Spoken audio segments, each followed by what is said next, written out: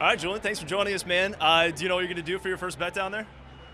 I know what I'm doing. Okay. I got a big future. Am I allowed to say?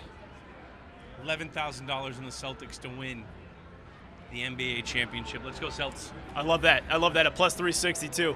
It's a little bit more than I put on that one, but would you bet on the Patriots to make the playoffs next year? Yes. Why? Billy O'Brien. What about Billy O'Brien? What do you remember about those first couple of years when you were here and you were coached by him? He's a tough coach. He's going to tell you how he sees it. But the thing that I like about Billy O is it's going to allow Coach Belichick to really focus on everything else on the team. You know, it felt like little things were slipping away this last year, little details that you always see, special teams, you know, like situational type football, a lot of brain farts. So Billy O being there, it allows Bill to kind of sit there and say, all right, Billy O, I know what Billy O is. He's a former head coach. I can bounce ideas off him, but he can think of the macro now. He can focus on the macro, and that's why Bill's the best, because he usually could do that. I think he had his foot in it last year, so it was taking him away from those little things here and there. So a little more balanced this year. As far as when you were a player under Bill O'Brien, did you guys ever have any dust-ups, any blow-ups there? I know it can be pretty intense. Well, they call him Teapot for a reason. I mean, he used to yell at me a lot. He'd always find one rookie. In my rookie year, it was me that he would just get on. But, you know, Billy O's the kind of guy that if he shows you affection, if he's yelling at you, that means he loves you. And the times that, you know, he's not talking to you, or if he's not yelling at you, you know, that's when you got to be worried. So he's a very emotional guy, but I'm sure he's got so much more experience from when I had him. He was a head coach, and he got to go over to, you know, Alabama and see how things are ran there. He's going to have so much more experience. And, I mean, he was a great offensive coordinator back then. I think he's going to do very well this year. You talk about, you know, that intensity, and also you've been asked about Mac Jones and kind of his demonstrative kind of behavior on the field as well. How do you think that marriage will work out between Mac Jones and Bill O'Brien? Well, I think they have a common relationship with Alabama.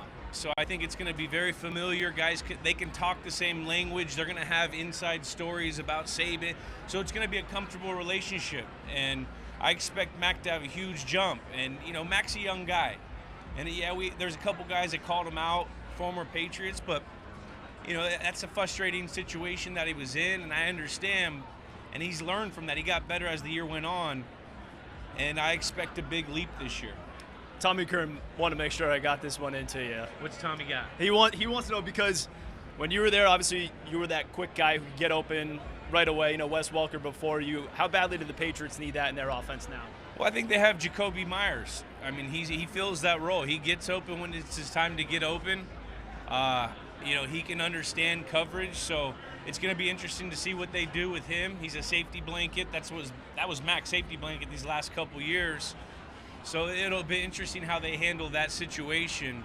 But, yeah, that's a huge part of this offense, and I'm sure, you know, Billy O's going to have his own wrinkle to this version of what he's going to put out there.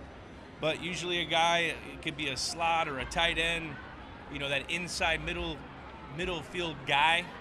You know, it's a quarterback's best friend.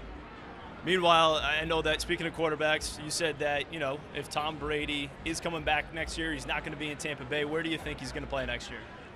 I don't know. Where would you want to see him play? I mean, I would love to see him play for the Patriots, but I don't know if that's a viable option. I mean, it would be awesome to see him playing for his hometown team. You know, we both grew up huge Niners fans, you know, but I have no clue. He calls me Chatty Cathy now, because he thinks every time we talk, I'm telling the media something, and I'm telling everything they know. I mean, come on, Tom, what are we doing, dude? What are we doing? Back to you, Tom.